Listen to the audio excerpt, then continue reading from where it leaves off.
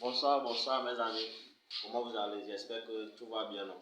Ok, avant de commencer, je vous en prie de vous abonner, appuyer sur la cloche de notification pour ne pas rater les prochaines vidéos. Merci. Ok, ici, aujourd'hui, on va parler des limites de référence. Limite de référence, qu'est-ce que ça veut dire? Limite de référence, c'est les limites de référence qu'on peut prendre pour faire les calculs, pour calculer les limites plus facilement et plus rapide. Sans plus tarder, on va commencer l'essentiel. Ok, on prend soit la définition, soit A, un nombre réel, et N, un entier naturel. Ça, c'est ça. Il n'y a rien là-bas à expliquer. C'est ici, premier astérisque. On dit limite de x exposant n, lorsque x tend vers plus l'infini, est égal à plus l'infini. Et limite de 1 sur x exposant n, lorsque x tend vers plus l'infini, est égal à 0. Ici, limite de x exposant n, lorsque x tend vers plus l'infini, est égal à plus l'infini.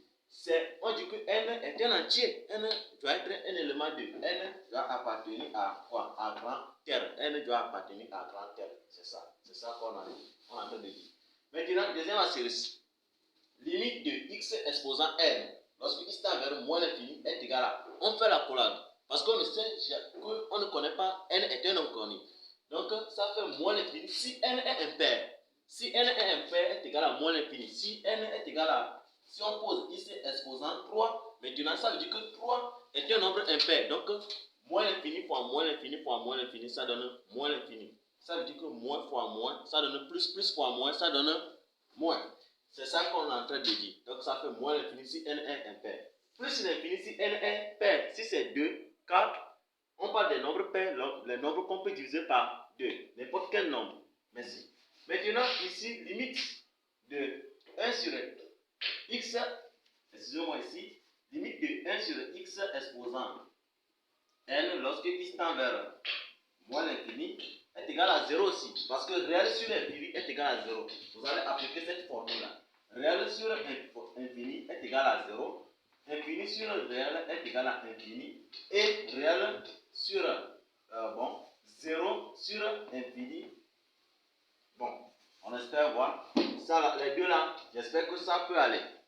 0 sur infini, ce qui donne un indéterminant. On connaît les déterminants aussi. Infini sur infini, ce qui donne les déterminants. On va faire le développement, soit on calcule la limite par la règle d'Hopital. Maintenant, arrivé ici. Limite de racine de x sur limite de racine de x lorsque x tend vers plus l'infini est égal à plus l'infini. Limite de racine de x lorsque x tend vers plus l'infini est égal à plus l'infini. Et limite de l'inverse de la racine de x est égal à 0. Il n'y a rien à expliquer ici. Les choses là, c'est à bûcher par cœur. Ici, limite de 1 sur x moins a, le tout exposant n, est égal à plus l'infini. Lorsque x tend vers x tend vers a. Et on a dit ici dans la définition que a est un nombre réel. On avait dit ça depuis. Donc a est un nombre réel. Merci beaucoup. Maintenant, est égal à plus l'infini si n est pair. Il faut que n soit un nombre pair. Si n est impair, ça donne moins l'infini. J'espère. Donc ça fait, il faut que n soit un nombre pair.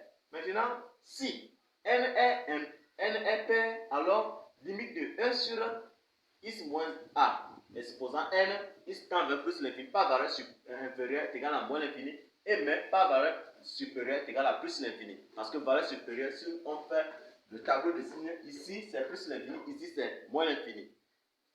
Merci pour l'explication. Pour ça, ça c'est les règles de limite de référence partie 1.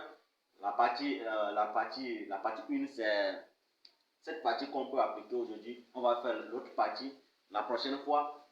Maintenant, après la deuxième partie, on va concéder à certains exercices pour mieux expliquer ce que vous dites. Merci.